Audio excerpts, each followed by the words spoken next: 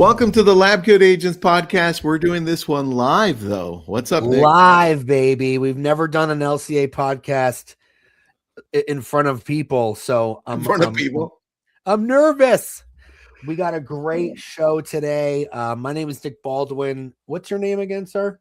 Tristan Ahumada. Oh, nice to meet you. Nice to meet you, buddy.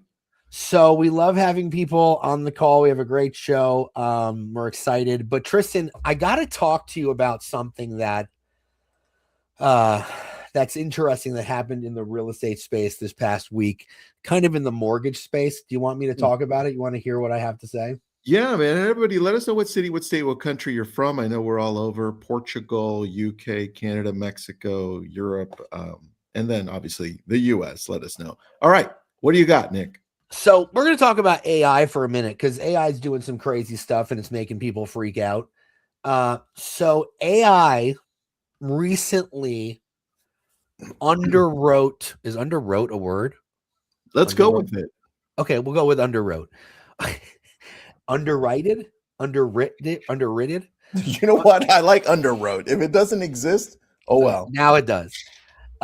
They underwrote a loan in 47 seconds. ChatGPT underwrote a loan in 47 seconds. Did you hear about this? No, man. You bring in news I've never heard of. Dude, where are you living lately? I'm living in the Wall Street Journal, so I'm seeing more national news or international rather than real estate specific. And I'm trying to relate it, but I always look for stuff to talk about during the show, like at the beginning when we talk about news. And this was interesting. So, like, interesting. A loan was underwritten. There we go. A loan was underwritten by ChatGPT in 47 seconds. It's the Better company. So Better is, I guess, a mortgage lender. Mm-hmm. They already had an underwriting engine called Tin Man. And the next step was connecting that engine directly to ChatGPT so lenders can interact with it conversationally. So here's what happens. Instead of humans reviewing documents one by one, the AI system, ingests the borrower's data. So loan application, credit report, income documentation, bank statements, employment data. Then it extracts and verifies the information. So AI reads the pay stubs, tax returns, W-2s, and bank statements. And it pulls out income, assets, debts, and payment history. Then it runs automated underwriting checks. So it checks the debt to income ratio, loan to value calculations, credit risk scoring, asset verification. Then we're not done. Matches the loan against investor guidelines. So Fannie Mae, Freddie Mac, FHA, major banks. Then it returns a decision: approve, conditionally approve, or decline. And all of that happens in 47 seconds. You have nothing to say to that? You're speechless? I think that works right now only for clean files. So the moment... okay, I got you. So like if it's complicated? Yeah, the moment that there's like, oh, wait, this is slightly off. What about this? That's where the human comes in, right? Human in the middle. Interesting. Here's what I think. I think the loan side of things and the real estate side of things on the paperwork side is overly complicated. So something like this is definitely going to help the industry move faster. I love this, man. But I was at an event. I was at a seminar yesterday, and the loan officer there was talking about this. And it's not to get rid of the loan officer, because the loan officer is still needed. Because you know how long underwriting takes, dude. It takes too long. Yeah. I mean, how long are you waiting, right, for that? Too long, dude. Too long. The loan is a very complicated process that shouldn't be.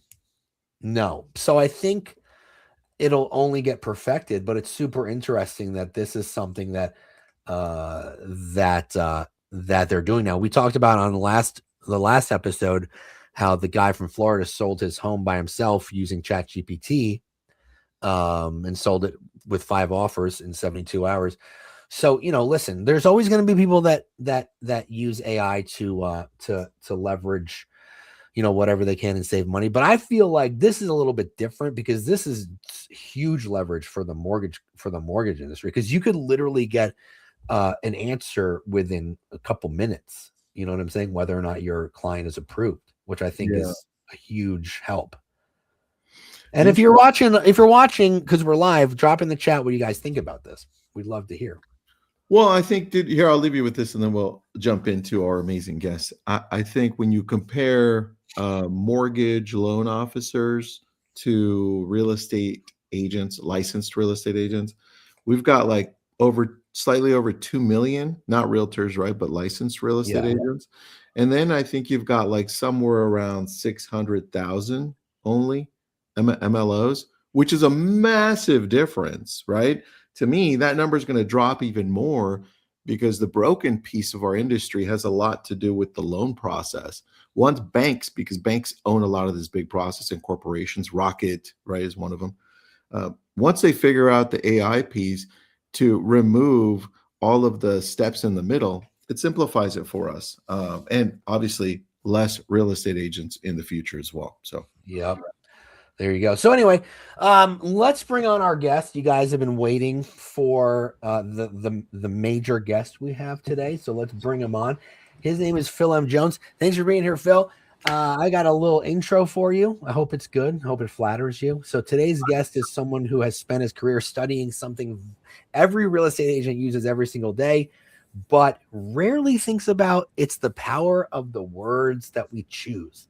He's a globally recognized sales expert, keynote speaker, and the best-selling author of Exactly What to Say, a book that's helped millions of professionals communicate more effectively, build trust faster, and guide better decisions. And I saw you speak at Family Reunion, KW. That's how I got to know who you were, and it was great. And I know you've been working very closely with KW ever since then, which is awesome too. So thanks for being here, Phil. We appreciate you taking the time. My pleasure. Thank you for having me as part of the conversation. Love it. What's your take on what we just discussed in terms of, this AI leverage, people selling their houses through AI or loans being processed? The world is changing. What we're dealing with, without question, is the fact that technology is going to be able to take away any version of a repetitive task or where a quantity of data needs to be analyzed in a short period of time to be able to create some form of pattern. And what most AI tools they are pattern recognition tools, right? So if you take, for example, what you've mentioned here with a loan approval point of view, it's like, this is the data in, this is our data set that says yay or nay. If we can lay that over the top of that remarkably quickly and give a yes, no without a human needing to get involved, saving people time, saving money, it's happening. Yeah, Are there always totally. exceptions? Heck yeah. Awesome. And it means more than ever, particularly whether you're a loan originator or whether you're a real estate agent, is if you're only trying to add value at that point of the transaction or at that point of the relationship, you're already too late. We have to get further upstream. We have to get further back in the conversation, that before somebody is running a pre-approval, before somebody wants to go and see a house, before somebody wants a CMA, before somebody is thinking about what is your unique listing formula, you have to get to them while they're in the messy middle. And this is the change that I'm pushing real estate agents for across the board. Is the last decade has been focused on find people who are 30, 60, 90 days away from making a move and tell them how your dad's better than their dad and that you should be able to help them achieve the outcome. If you want to win today and you want to win long term, we don't need to be thinking 30, 60, 90 days. We need to be thinking 30, 60, 90 months. Gone are the days of you being a problem solver, being able to stand out in the crowd. Today is the day that you have to be a problem seeker. You have to help find clarity on the problems that exist inside the world of the decision maker that you're currently trying to be able to help, and help them realize the problem they didn't realize existed actually does exist. And that problem is bigger than they thought it were. And that problem now requires a solution called you. That's the gig. And this is exciting for the human part, particularly in this I'm scared of AI world. If people are going to AI to deliver the answer, and then they're bringing that answer to you, you best be the cheapest. You best be the most convenient. You best be the easy button. What do you? So you have an interesting position in this because you work with the real estate world very closely, right? And you also work outside of our world 100%. very, very well at a high level. So qualified person on the planet to talk to this. Yeah. Where my work. Where do you see the real estate agent industry going? Specifically, agents. What does that look like to you based on where you're at? I think that what will happen is agent count will significantly reduce. The number of houses will stay somewhere about the same, and the distribution of those transactions will go to those that are good enough to be able to make a difference. I think the growth in the industry is less dependent upon interest rates and market conditions. I think the growth in the industry is dependent upon agent competence. And I'll make this real simple. I sat at this year's family reunion. I see the same statistics that many other agents see. One statistic that I see that blows my mind that people still don't give anywhere near enough attention to is how many houses were sold in North America last year, or how many homes were sold in the US. Mm-hmm. It was 4.1 million in 2025. It was 4.1 million in 2024. It was 4.1 million in 2023. So the market has been flat, and we're waiting for the market to improve. What most agents fail to realize is that they drive the market. They're waiting for the market to improve so that they can get more of their share, but they forget that they drive the market. Take Keller Williams alone, 160,000 plus licensed agents. If every one of those agents sold one more home, we'd be looking at that same data sheet and saying 4.25. Look what's happening. The market's picking up. The difference is all the people that are stuck in maybe, possibly, potentially, perhaps. That requires human skill. Last year, how many people sat around a kitchen table, a dining table, went for a walk with their significant other and said, shall we move? And the agent was nowhere near this conversation. It's true. But these are the conversations we need to be a part of. And what will happen is many of us, even us in this call included, we all could have made 2 more moves in a lifetime.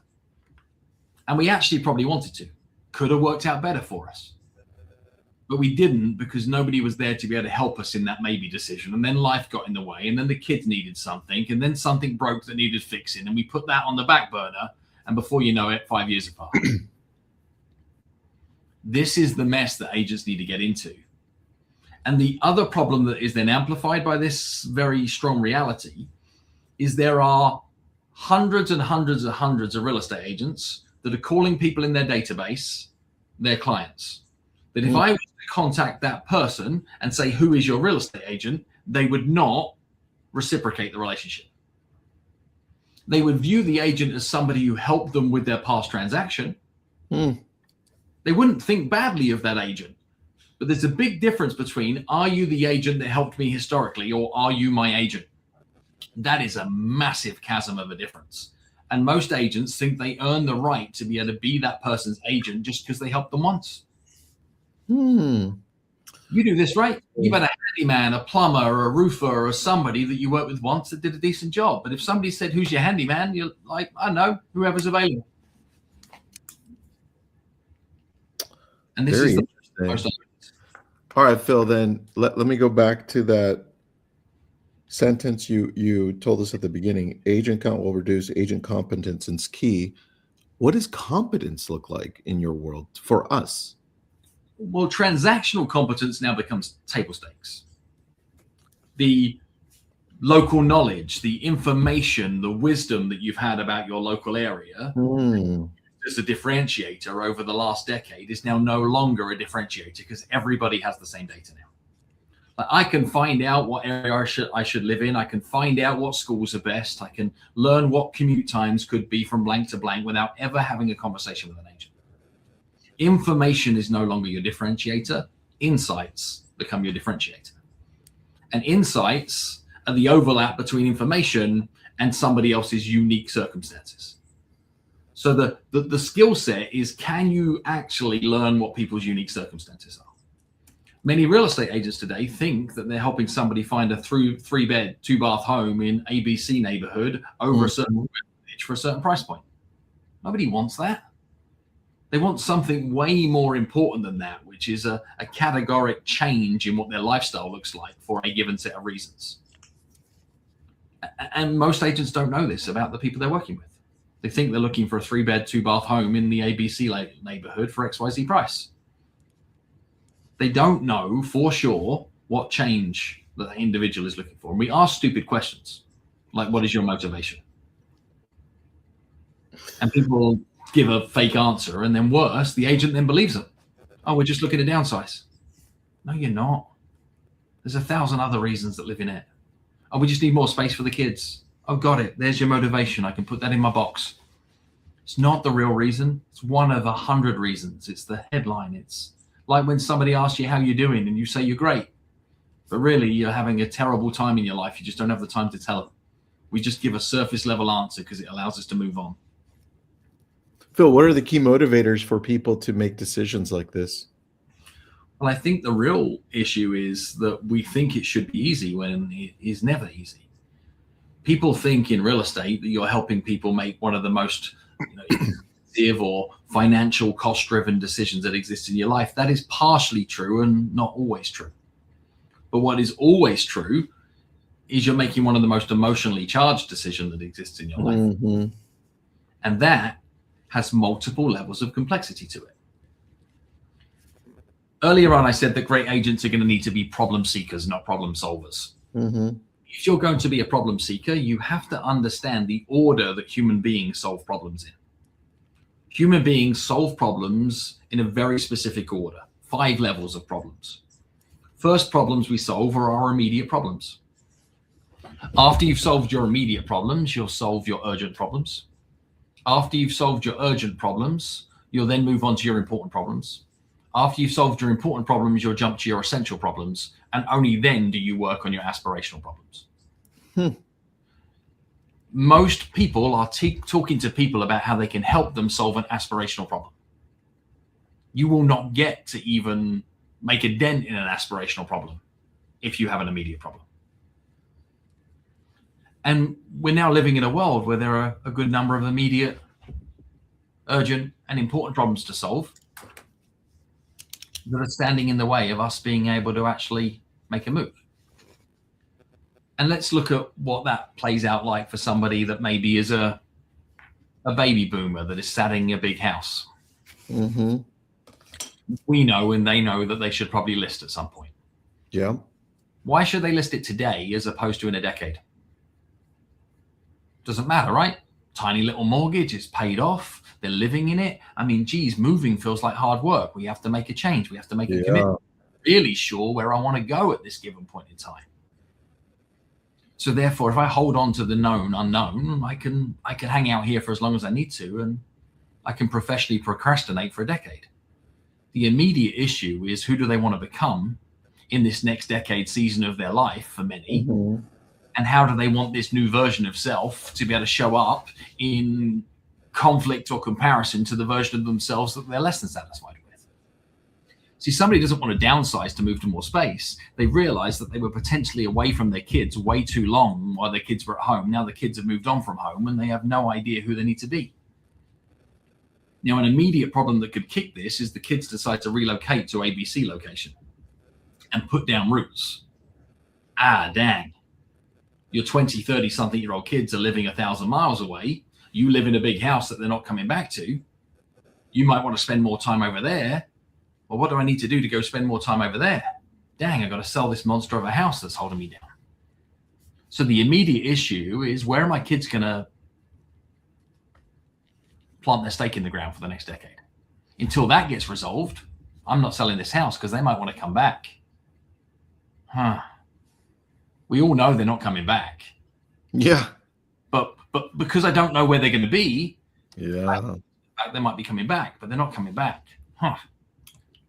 You see why you need to be in this conversation before they're looking to sell. What agents then do is they wait till that person's ready to sell, who then does what I call late night Merlot-induced Zillow porning, and they're looking around on the internet about where they'd want to be instead. They click a load of buttons all over the place by accident.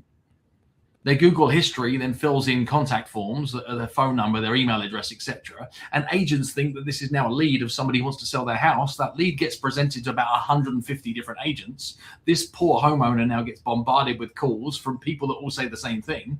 Yeah. Overwhelm now stops them actually selling the house. Now they're confused because one dude says it's worth 2.7, somebody else says it's worth 3.5. Somebody says they need to fix it up before they move. Somebody says you can sell it as is. Somebody says I've got a cash buy this afternoon. Somebody says, wait till spring. Instead, if you were in the conversation early enough and you're the only voice in the conversation, you can guide.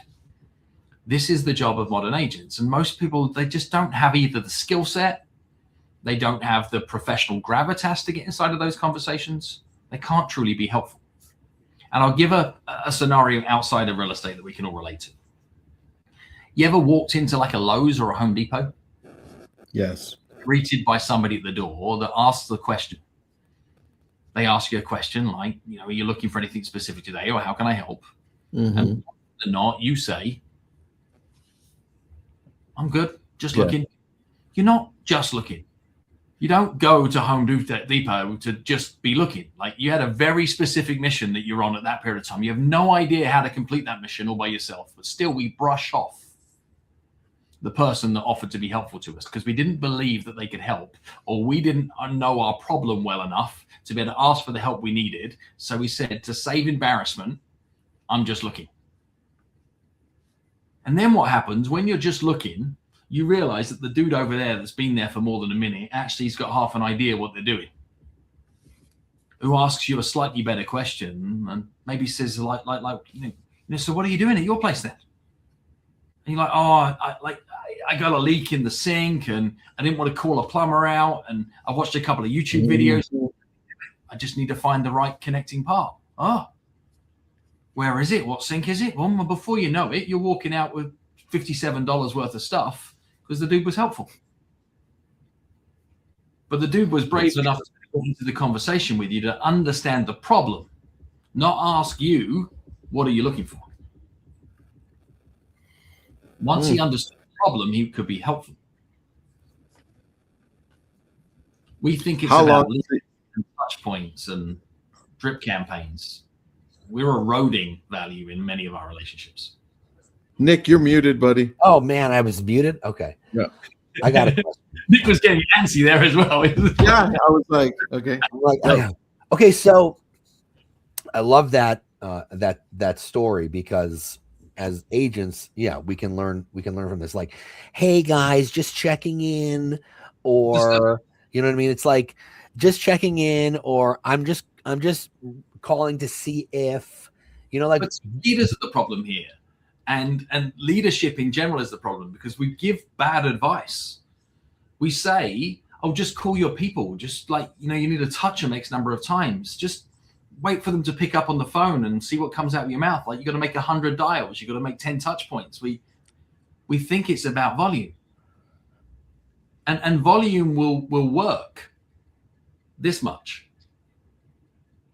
Yet we're entering into a world where we require obnoxious levels of conversion. There aren't more opportunities. This is what I mean again about there being a skills gap. Is we're bruising opportunities with lazy conversation. Team leaders are saying, call your people. People are doing what they're told, and they're not being valuable. And then they're saying things like, if there's ever anything I can do to help, then I'm here for. And first of all, that's making it about themselves. I'm calling to see if you need any real estate assistance, as opposed to adding value to the conversation, or can't call anybody and offer something of value that you don't know is valuable. And you can't call anybody and ask them to tell you what is valuable. If you've ever gone through a moment of grief in your life, maybe you've lost somebody, you've got a health scare, or you've got an issue inside your world that is a big deal, there are two types of people that reach out. One is people that show up with a desire to be caring, and they say things like, if there's anything I can do to help, please don't hesitate to ask. And they mean well. But how helpful is that when you're going through a moment of grief? It's the opposite of helpful. Yeah. You're like, in my time of need, you're showing up and asking me to tell you how you can help me so you can feel better about yourself. Gotcha. And then there are other people that know you well enough that just help. They don't offer help. They know what help looks like, and they help. True. They're aware that you're going to be slammed with stuff for the kids, and they say, don't worry, I'm going to pick the kids up from soccer. You don't need to go this week. Like, I'm going anyway. I'll take care of Jimmy. Listen, I know that it's important to put a home cooked meal down for the family every Thursday and Friday evening. Like, I'm making one anyway. I'll just make twice as much. I'll drop it in a Tupperware, right? They just take care of something that they know that needs to be taken care of. And you say that was so helpful. If you do not know what help looks like, you're not useful. All of these touch points that agents are doing to potential and past clients are eroding inbox equity. They're eroding value inside the relationship, because every time you put a deposit into that relationship that isn't valuable to the other person, you're training them that you're not useful. Mm-hmm. So we have to be way more useful, which means you've got to stay in the journey. I give one simple example.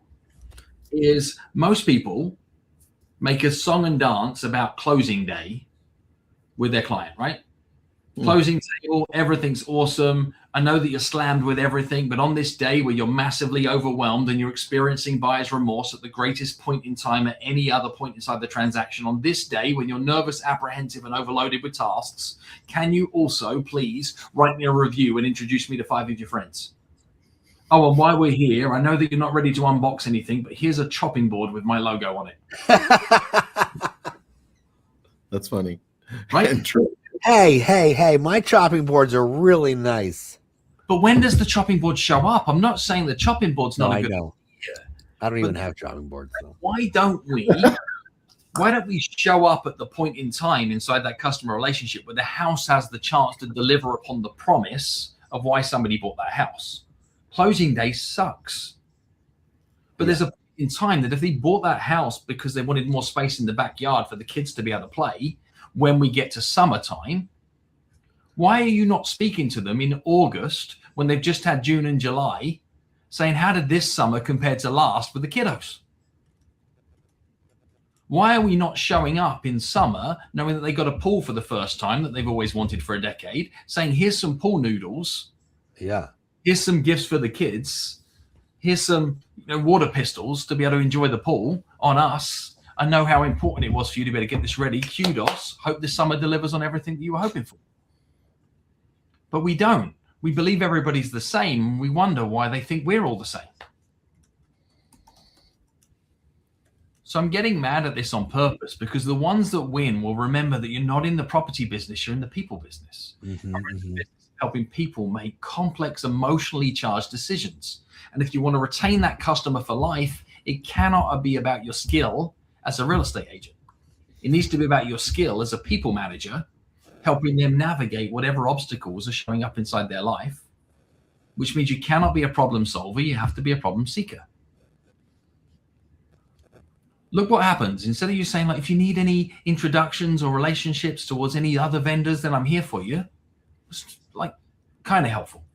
If you're like, hey, now that you've moved in and this is your house and you've got a bigger house than you've ever had before, and for the first time in your life, you've got, a well and you've got a generator and you've got a this and that and the other, you've never used these things before. I got a buddy that's a local handyman that knows this neighborhood better than anyone else. He's going to come around and see a point to suit you in the next 10 days and just show you how all this stuff works now that it's yours and not somebody else's. You'd be like, that's freaking useful. I didn't even know I needed that. Yeah. Yeah, that's great. I think the thing that we have a challenge with, Phil, is getting clarity on what helpful looks like, and then repeatedly doing that, because we're so trained to do the opposite of helpful. We're just going at this value as well. Like, I say, what's your value prop? And agents just show up and throw up a ton of stuff. Yeah. Not necessarily value. Your value is only valuable where it's both appreciated and it's appreciating. Depends on circumstances. Like, nobody on this call right now would like to buy a pink inflatable, sparkly, glitter dinghy that is inflatable, that is secondhand, that was used for something peculiar in the past, particularly if I put a $2,000 price point on it. Nobody wants that thing. True. But if you're out in the ocean with your kids and the boat that you're on is sinking and you'd like to get to shore, and the only way you can get there is on an inflatable dinghy, would you buy this one off me for $2,000? Do you care if it's available in other colors? Do you have any worry about like what it was used for in the past? Who would you fight for? Like, you do all of it. Instead, what happens, we have people that are drowning and we say, swimming lessons? Would you like to buy my swimming lessons? Hey, you'd look great in this bathing suit, by the way. Like, we got it in 3 colors. I'm freaking drowning. Oh my gosh, that's funny. Or just checking in. Yeah. Let me know if I can do anything. Hey, are you drowning? Day, and remember, like, to get somebody to answer this thing, is a big deal. Just to actually pick up. Oh, 100%. Nobody answers their phone these days. And then I find out that you interrupted my day for nothing. Then you're never going to get them to answer when they see your name pop up. They're going to be like, "Oh, it's Tristan again, just checking in." Mm-hmm. Phil, we have events, right? I wanted to call just to invite you to an event that I'm doing, etc. Why not just be like, "Hey, what are you doing on Saturday?" Yeah. Why? What have you got in mind? Well, are you free or not? No, I can be free. Well, great. You and the kids should come to an event that I'm running. Like, we qualify it first. Instead, we show up and throw up and tell people all about the great event we're running. I love that approach. All right, Phil, let's dig in on that, because I don't remember if it was the last time we talked or the previous time. We asked you about the title of your book, which is Exactly What to Say. And you said, Tristan, if I could choose a second title, it would be Exactly What to Ask. Yeah. Oh, that's interesting. Dig in on that, man. I mean, you know as well as I do that if you do not ask, you do not get. Yeah. And your success is in direct correlation to the quantity of quality asks that you make in your life. Our goal is to be able to ask for what it is that we're looking for. And many agents right now know that they need more online reviews. And they're wishing, waiting, hoping, and praying. There you go. Many of them are not asking.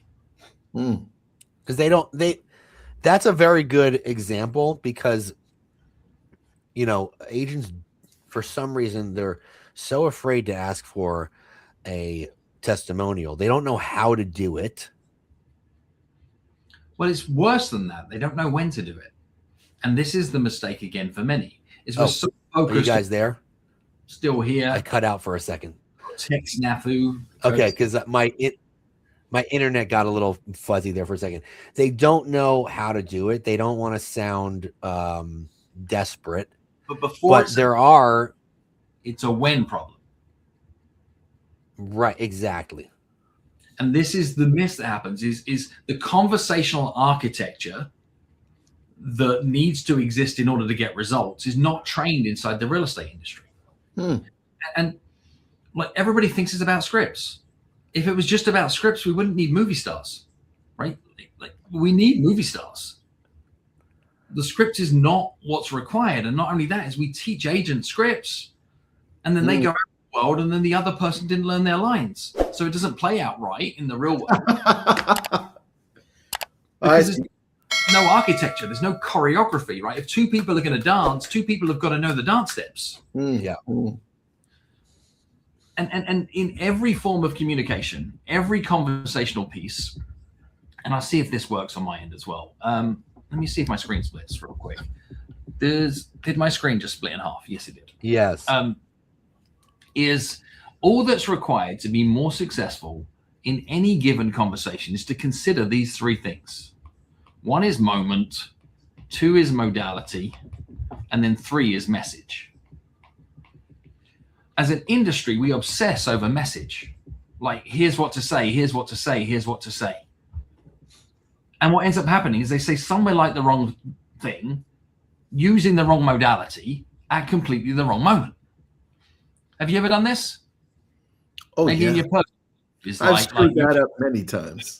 Somebody else's attention. You're like, I'll tell you what I'm going to do. I'm going to write a text message right now. That's what I'm going to do. I'm going to write a text message, and I'm going to send it now. Crap. That was the wrong thing to do. I should have waited till I got home, and I should have waited until we were sat at the dinner table. This probably should have been a face-to-face conversation, and my message could have been half as good, and it would have been twice as effective. And we have things and change that we want to create inside, like our kids' lives as parents. And what we do is we we wait till the end of their busy school day when they're exhausted. They're in their bedroom trying to catch up with their friends. Choose that this is a spoken conversation, but we don't get side by side. We shout at them up the stairs and we bark an order at them. And wonder we shout at them up the stairs. I love that. right. Hey, have you been spying on my family in my house? Because that happens every day. But it happens everywhere, which is why I'm calling it out. If you look at the same thing, like if you wanted to create a change inside a relationship with a teenager inside your life, when's the moment? Well, it probably is when I have their full attention. When do I have their full attention? Like never. Oh, when do I have them captive? In the car. When they're in the passenger seat in the car and it's just the two of us, they cannot bail. They cannot leave. I got them for 11 minutes between here and there. There's the moment. What's the modality? Oh, this is a spoken conversation, but it doesn't feel so threatening. It's not head on head. We're side by side. We're in the car. I'm asking them to change. Oh, dang, we're moving. How much more likely are you to accept a change whilst you're changing? What's the message? Well, it probably isn't a tell. It's probably an ask. Hey, bud, look, I know that this whole college application thing's a little overwhelming and that you're not so sure where you want to go. Like, what are you thinking that you really want to do? What are some of your conversations playing out like with your buddies when you're at school? It's just that's the message. Instead, we say, yo, like, I mean, you got 4 weeks before you need to make your mind up. You got to make a decision to either get in. And we're doing this as they're walking out the door, trying to be able to hang out with their mates on a Saturday. Oh, man, I'm doing parenthood all wrong. We're doing communication all wrong because we start with the message, we disrespect the modality, and we don't focus on the moment. It's ready, aim, fire on purpose, right? Instead, the way we communicate is we fire. Oh, crap, I was aiming in the wrong direction. Dang, I wasn't even ready. And we wonder why we miss. And in the real estate industry, we keep saying, pick up the phone, pick up the phone, pick up the phone, call people, call people, call people. And then we forget it's 2026. Yeah. You cannot call me on the phone, period. Nope. It doesn't ring. Text me first. Yep. Or DM me if I'm on social all day. And people are like, you have to meet in person to do a deal. Like I did a $2 million transaction via Instagram DM. My voicemail says text me, basically, in so many words. A voicemail. You what? You haven't set your voicemail up? You can't leave a message. Yeah, me either. Phil, I have a question on that specifically because I want your understanding for our audience here. When it comes to you saying I did a transaction, a $2 million transaction through Instagram DM, I feel comfortable 100% doing that. I actually hate leaving my house. I won't see the property. I'll freaking buy anything. I don't need to walk in it, right? But that's me. You're also going to have a lot of other people say, but I need to meet my client for coffee. We need to do a presentation. I need to walk through. I need to make sure they're serious. I need to make sure they're pre-approved. And then we can go see homes. Yeah. What's your thought on that? Everyone's entitled to their own way of doing business on both sides of that. You can have your way that makes you feel comfortable, and they can have their way that makes them feel comfortable. But if you don't meet people where they're at, then they're not your people. You don't get to play in that game. Similarly, if you've got a way of doing business that doesn't line up to other people's way of doing business, you're well within your rights to say that's not how we work. And I think this is going to be more and more important for real estate professionals, is to make a decision to say, this is the sandbox that I play in. This is our recipe for success. This is how we work. And if you like that stuff, we're the best in the world. But you want me to step outside of that lane? That's not us. And the best restaurants in the world do this. Mm-hmm. Walk into the best restaurant in the world and be like, hey, look, I fancy a cheese and ham sandwich toasty today. Like, can you knock that up for me? I know you've got the ingredients out back. I mean, they have the skill to do it, right? Yeah. It's not beyond their capabilities of being able to make that real. But that's not the business they're in. So you get to decide how you do business. But if you decide how you do business is not the way that the people that you want to work with do business, do business with those people. I love that. And everything about winning in real estate today is, I mean, you live in a commoditized industry, right? And everybody's trying to differentiate on what they do differently. The what is about the same. You can differentiate on how you do it. You can differentiate on why. You can differentiate on where. You can even differentiate on when. But what is almost impossible to differentiate on. Like the sameness is like, yeah, you're like, yeah, but we got a 23-point like marketing plan, and the other dude's like, we got a 25-point marketing plan. This is true. Why, where you specialize, when they get to be able to achieve the outcomes that we've been talking about. And then most importantly, who? Specialize in who, not what. One of the most important exercises every real estate agent should be able to do on repeat is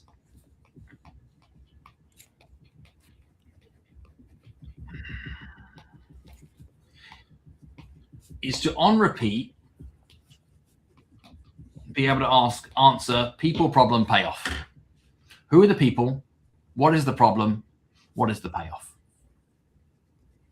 So you can make a quantity of statements of, I help X, which are the people, achieve Y, which are the problem, so that they can pay off.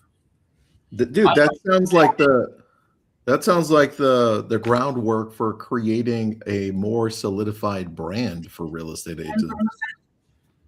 And not, we got a proven track record and just sold this and made GCI of blank and I'm $100 gazillion producer. Is I help first-time buyers navigate the fears of rent versus buy so that they can protect their long-term financial future. I help busy families find their next home so that they can concentrate on the more important life. I help relocating professionals understand the pros and cons of the key areas in ABC location so that they can move with ease. I'm making this crap up on the spot. But people are like, oh, I've been doing this for 25 years and blah, blah, blah, blah, blah. Don't care. I mean, dude, the first thing that comes to mind, and I may offend somebody here, but Nick knows that I love to offend people.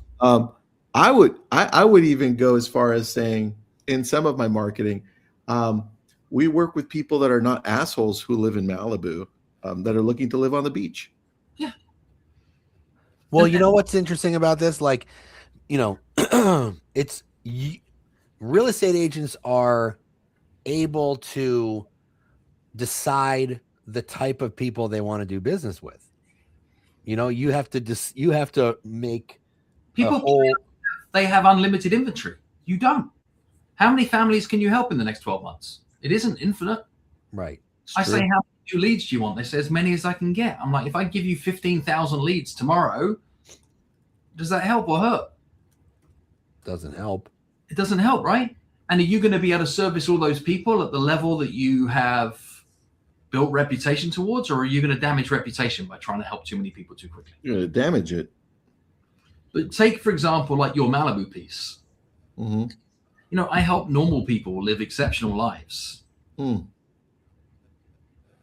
Living in Malibu so that what they can do is have all of the beauty and none of the bullshit. That's your new tagline, Tristan. I like it. It's recorded so I can just have AI extract it. You get to be able to play, right? And half of this of like, when people say, who are you for? and that's hard to answer, is easier answered when I say, well, who are you not for?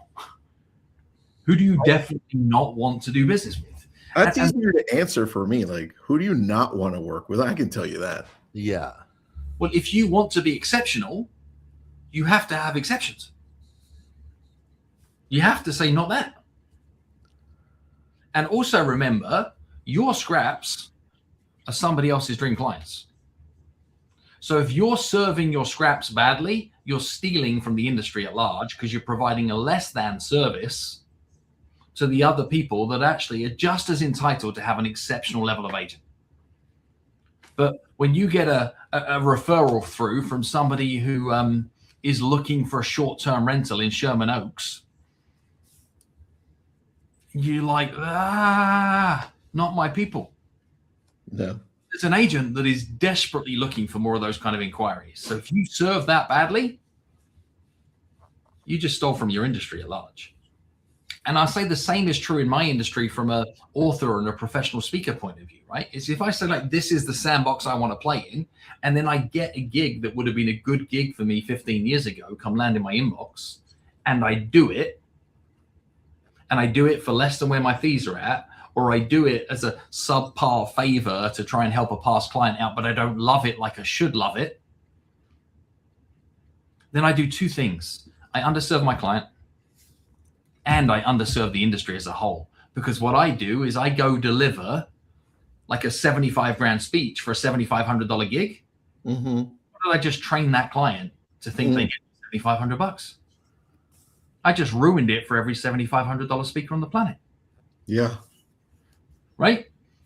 Because I educated the industry that they get more. We have to like stay in our lane and then excel in our lanes and enjoy the fact there are other people that are equally brilliant in their lane and refer out. But most agents, they don't have that amount of abundance. They are too fearful of the fact that they need to have all of it, that they hang on to not enough when they could have just crushed it. And I give one thing that blows my mind here. I don't get to say on a podcast too often. So many agents say that they want to be like the dream listing agent in their neighborhood. Mm-hmm.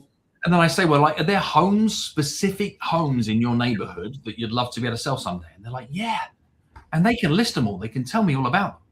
I say, who owns those homes? And they say they don't know.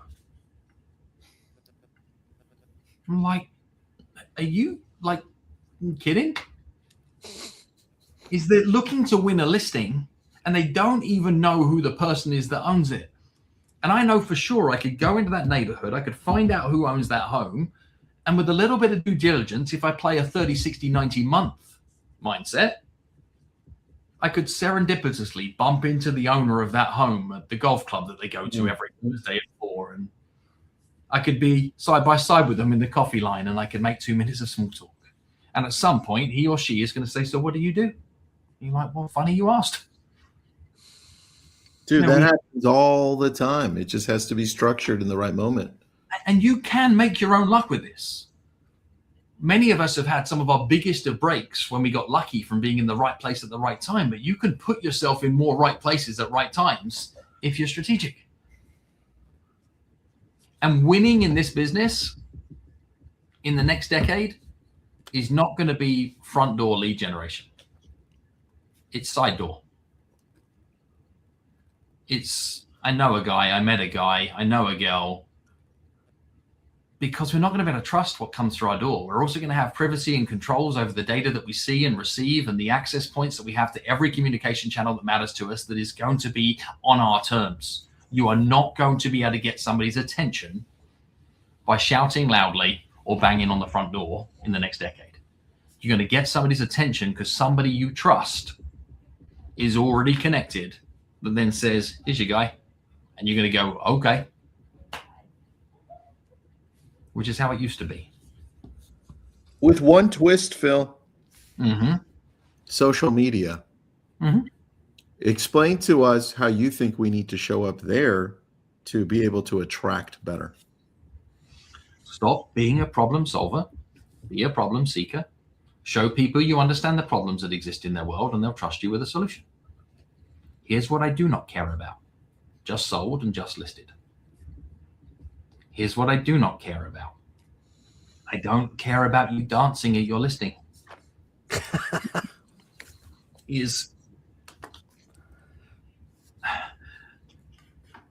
If you are looking to win more effectively on social media without having a bigger reach, do something I've preached for decades, which is be an active listener on social.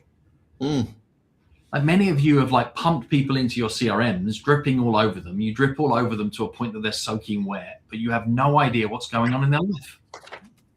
Why not just take the 100 people that you care about in your world, follow them, and join the conversations with what they're posting about stuff, and watch how much more business you'll generate from doing that, as opposed to saying, look at me, look at me, look at me, look at me, look at me, look at me, look at me. Hey, this is me. What about me?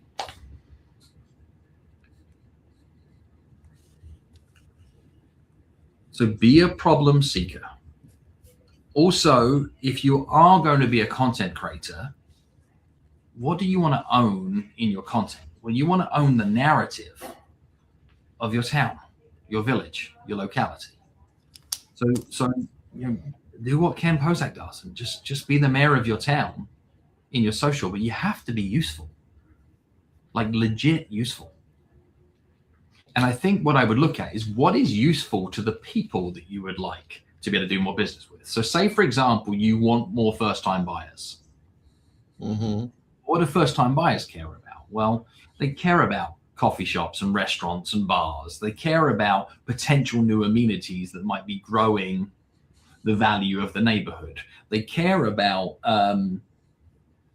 school zones, etc., to a point if they're planning to put down some roots. They care about commute time, but there's also a lot of stuff that they don't care about. So get into a very narrow lane that, like, if you want first-time buyers that are busy working professionals, why can't you do the 100? Like let's spend a year and find the best cortado in insert location, and be on a quest to take people with you. As a real estate agent, I get to be able to travel all across the Malibu region, all across the South. The South California area, and one thing that I know people enjoy here more than most is they enjoy a good taco. Now I get asked all the time what's the best, and I find itself struggling to be able to answer that question. So for the next 12 months, I'm going to do the very best job I can to try as many tacos as possible across the region, and by December 31, I'm going to tell you, in my humble opinion, who's got the best tacos. I like that, man. I actually I've done that as a test in Malibu, and it gets us millions of views on places to eat. So it's very interesting. Care about it. Like if you're the taco guy and you enjoy it, like you can't do this if you're all about something that is is vegan, and if you can't go to that place and take everybody with you, if it's not true to you, it's not a good strategy. But look at something you care about in your locality that is very you, that you can easily execute upon because of the fact that you're traveling all over town. And now what you're saying is like, here I am at ABC location. I'm looking around. I've got 17 places to choose today. But don't do food if what you're looking to be able to do is to help downsizers that are looking to be able to move out in the area because they're thinking about going into a home. If those are your people, and they've got different problems with different payments. So what you do here is you show you the problems. See, one of the biggest reasons that people don't move out of the house that they lived in for 25 years isn't because they don't believe it's worth it, isn't because they don't know where they want to go next, is what do they do with the stuff? The kids have said they don't want it. I have no desire to Facebook Marketplace. I'm 68 years of age, and I'm looking for a kid to offer me $22 for the hand-carved antique desk that I've written on for 25 years. I don't know what to do with the stuff. So your content is like, help people know what to do with the stuff in estate sales. As a real estate agent, I've helped hundreds of people to be able to navigate what happens when the family home no longer is needed by the family. The 5 big problems that nobody talks about is 1, what do I do with the stuff? 2, when's the right time to be able to time this from a taxation point of view? 3, who else needs to be involved in the decision-making process? 4, how do you communicate this towards the other stakeholders inside the family that matter? 5, right? That's content. Oh, shit, that's helpful. Oh, you know that stuff? You showed me you knew the problem that I didn't even understand myself? Trust. That's interesting, man. Yeah, that's exactly how it works. And we've pivoted our content so many times. We attract different audiences based on how we're showing up. So I love that. There's one other thing I do too, is in the decision-making process, there are 3 questions that every human being asks on repeat that will help them make a decision with more conviction. One is, have you done this before? Have you done it for someone like me? And have you done it recently? Have you done this before? Have you done it for someone like me? Have you done it recently? If you can be heck yes, heck yes, heck yes, how much easier is it to pick you? So what am I doing now? I'm doing that on repeat. Show people you've done this before. Show people you've done it recently. Show people that you've done it for people like them. Dude, you just gave us the message right after the hook on a YouTube video. Yeah. Here's the problem. And then you go through those 3 things and then you start the YouTube video. That's so funny. That's exactly it. But you also build proof points that support conversion. Everybody is building content for attraction, and you think that that's enough. You need content for conversion. Mm-hmm. Like I have content lives inside my website that is case studies of past clients that I work with. You cannot find it. It's hard to be able to discover by accident. But I have like hidden deep in my website, exactly what to say for automotive. And then if my team get a lead or inquiry is like, hey, does Phil's work in the automotive industry? I'm like, we can obviously say yes. So we can say like, here's what we did for Volkswagen. And have an audio podcast testimonial between a host that I hired who interviewed the exec at Volkswagen that hired me about the results we achieved. Here's the photos. Here's all the social proof from that one event. Here's what the objective was. Here's the outcome. Here's video examples of that one event. In a 50-50, what do I do just to increase the odds of this landing my side of the line? Dude, a lot. One, right, is if I'm the estate sale expert and somebody's like, well, why should I choose you? You say, well, let me just share a little something with you. Is, you say that you have complexities about like other family members that live out of state and from a distance, and you're nervous about what that could look like. Well, let me tell you the story about the Eisenbergs. And you got it all documented and lives on a page in your website. And you're like, there you go. And the video is being viewed by 11 people. And it's on Vimeo. It's not on YouTube. That's even better. Right? And that helps you convert 2 multi-million-dollar listings. Yeah. Never get social. Helpful? That's the content we want. And also, like, people chase testimonials and Zillow reviews, and like, why not like have a selfie with every client that you've ever worked with and have that run through your website? Instead, we make everything look polished, and we make everything look like AI could have created it. I have a simple rule, is it didn't happen unless you've got a photograph to prove it. And then that photograph is not in your Google Drive or your Dropbox. It's somewhere visible. And the easiest fix here is go look at your websites. If I see another real estate agent website that has cookie cutter, like you say you're in Michigan, right? Yep. I found a website from a real estate agent in Michigan that one of the photos that was to support move-up buyers or downselling buyers was an elderly couple in their 60s walking hand in hand on the beach. Where's the beach in Detroit? Well, there's lakes. They don't look like massive oceans and right. There's no oceans, right? Right. And we have no real estate agent of any sort should have any stock photography in there. Yeah, I agree with that. And when you say things like we have a meticulous attention to detail and the way we do things is different, where's your proof points? Where's the testimonial that isn't help me find my dream house? Where's the testimonial about your transaction coordinator? Where's the testimonial about I was scared about blank and what I was fearful of was blank, blank, and blank. And it wasn't until I met blank, blank, and blank, it gave me the confidence to be able to do blank, blank, and blank. You say every objection, every point of friction you get in your sales process where people say, why you? You go, here's why, evidence. Here's why, evidence. It's too easy, Phil. It just requires work. Yeah. And you can't provide the evidence if you haven't done the work. But if you're good enough, prove it. If you've got differentiators, prove it. Even like, where are your testimonials from the vendors that you work with? You got lawn care people and handyman people and construction people, etc. And you're at a 50-50 and there's some like 6-month licensed agent over here that says, I too can do all of this stuff. And then you've got like a testimonial from the most trusted GC in the neighborhood that's like, if I was to sell my house, I'd do it with Tristan. And here's why. It's recorded, dude. Mm-hmm. I think what you're hearing from me is stop looking for the hack and just get better. Mm-hmm. This is a pro sport now. And then don't look to win more business.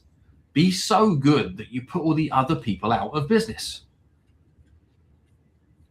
And there are too many people in the real estate industry that are picking up 6% for doing close to sod all. Because you're letting them. Be so good that they cannot compete and have those people that are lazy and licensed that do 1 to 2 transactions a year that negatively impact the profession at large. Be so good that they can no longer pick up 1, 2, 3 transactions a year and be lazy. Have them go learn about drop shipping instead. Have them go think they can have a side hustle driving Uber. I don't care what it is, but have them like decide that there's no easy money in real estate because the bar you set is too high for them to be able to compete. Dude, I love that. All right. Are you working on a new book? Why? Well, I just want to know to get people excited, or they pick up your old book. I mean, I'm still doing interviews today about the brand new book I wrote in 2017 called Exactly What to Say. I love that. I've written 11 books. That's so great, dude. I love that. Who knows me for exactly what to say? I mean, I wrote all these books here. These are some of our foreign translations. And here's the puzzle. Is Exactly What to Say is about to hit its 10-year birthday. And I've been preaching this work since way before that. This has been my life's work since 2008, and still people aren't getting it. I'm not giving up on my greatest hits. I'm not trying to write a new album. I'm like, understand the method of the music before you start to move on to something else. And I'm trying to be an example to every industry that I serve. Like, stop looking for new and shiny. Commit to the bit. And I've been so blessed with the body of work we've built around Exactly What to Say. We've sold nearly 3 million copies. It's changed mine and my family's lives. Like, we've impacted millions of people around the world. And therefore, the market knows me as the Exactly What to Say guy. Perfect. I'm super okay if my tombstone reads like loving husband, proud father, creator of Exactly What to Say. I'm good. Well, that's because it's a powerful message, man. And we're not done. Still a long way to go. I love that. And like, I just told you a load of strategies from this book. There's a book called Prove It. That's the one you had me read after our last conversation. You're like, read that one. I'm like, okay. I wrote the worst selling sales book on the planet. On purpose. The work before the work. Oh. Nobody wants to do any of the work, let alone the work before the work. Put that away, Phil. Nobody wants that shit. This is a book on how to beat everybody else before they even show up. This is a guaranteed playbook about sales preparation that would have you outperforming any other performer before that performer even starts the day. Yet nobody wants to read it. Nobody cares because they want the hack. Like in every pro sport, winning is often done before other people get to the start line. Yet in real estate, we're still chasing the hack. And I get mad at this because we put programs together and we help people do it right. And people are like, yeah, but over here they're promising me the shortcut for $1 gazillion. Always. So yeah, I'm anti hope dealers. I want to put the hope dealers out of business. That's my mission. Oh my gosh. All right, guys. This has been so much fun. I learned a lot just listening. Yeah. Appreciate that. Thanks for being on, Phil. We appreciate you being here. Hope everyone in the chat appreciated it as well. This has been another episode of the Lab Coat Agents podcast.